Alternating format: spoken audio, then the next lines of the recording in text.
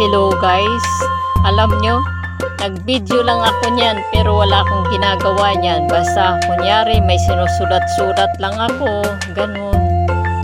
Para akong tanga na nag-video, hindi nagsasalita. Sa ano ko yan, sa kwarto ko yan na maliit. Kung saan ako nakaupo, doon na rin ako kakain sa misa ko na maliit, ganun. Tapos,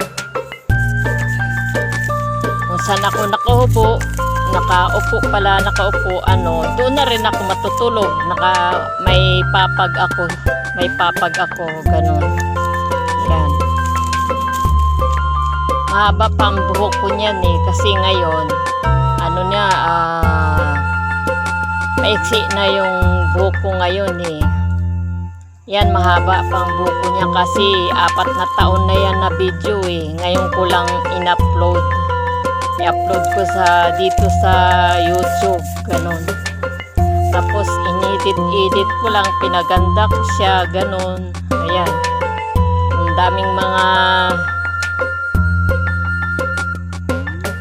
kislap-kislap.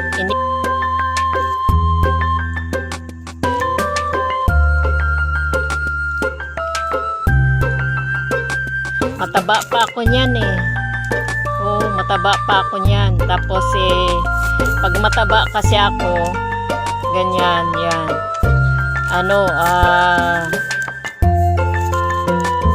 Yung mukha ko, bumibilog siya. Malapad na bumibilog siya, ganun. Yun. Saka nababanat yung mukha ko. Yan, ganyan. Wala naman akong ginagawa niyan. Basta nag-video lang ako. Ganon. Kunyari, may sinusulat-sulat, may tinitingnan ako, ganon. Ayun. Yan yung reaction ng galaw ko, ganon.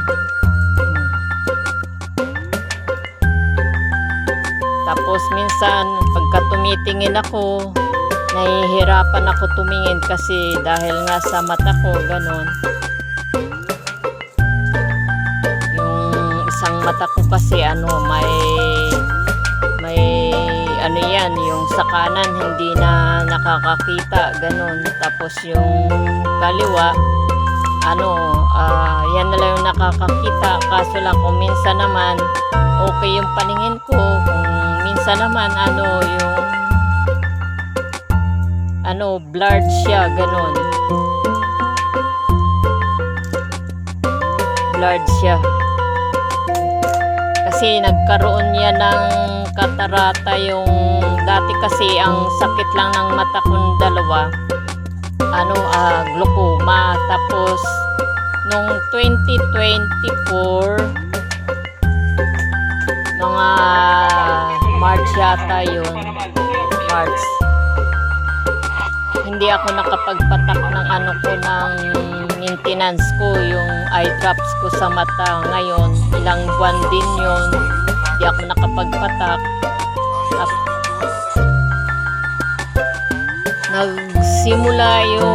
Nagkaroon ako ng glaucoma.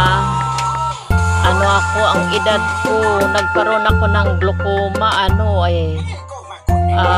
30 years old lang ako.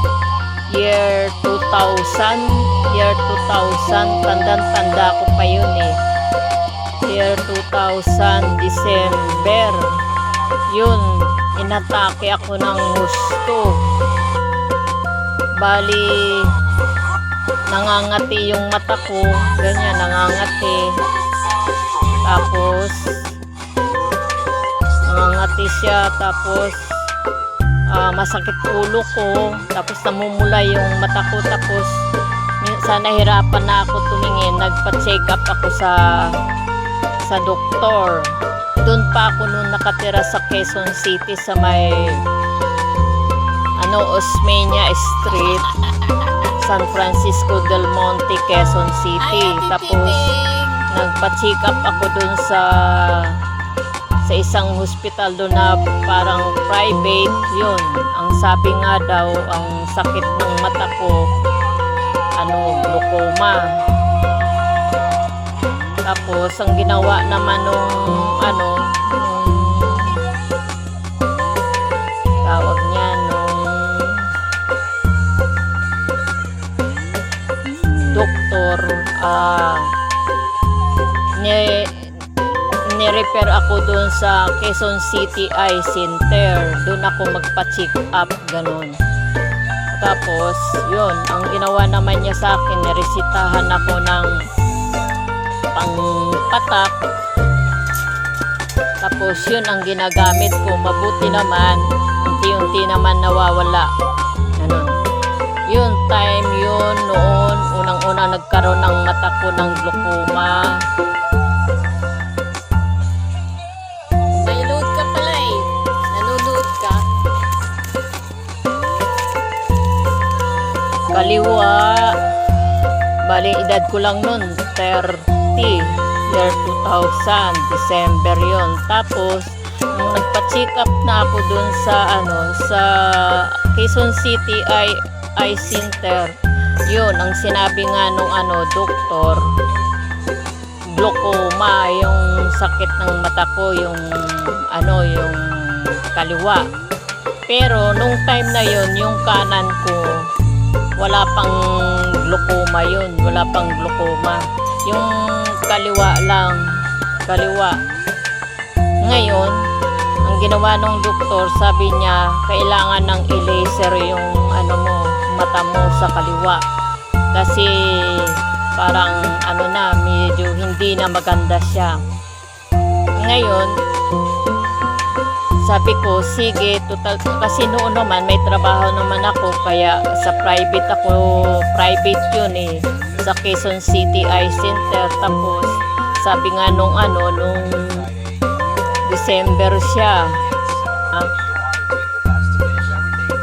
2001 na, ayun, nagpa-laser ako dun sa doktor na yun. Si Doktora Luna, isang espesyalista siya talaga sa glaucoma din siya, ganun. Tapos yun, nagpa-laser ako doon. Binayad ko 3,000. Tapos yun, nagpa-laser nga ako.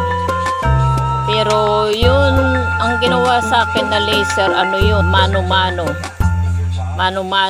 Wala pang mga bagong mga kagamitan. Ayun, nung na-laser naman ako, naging okay yung mata ko. Pero meron na pa rin akong maintenance binigay sa akin ng doktor. Yun. Kaya okay na yung mata ko na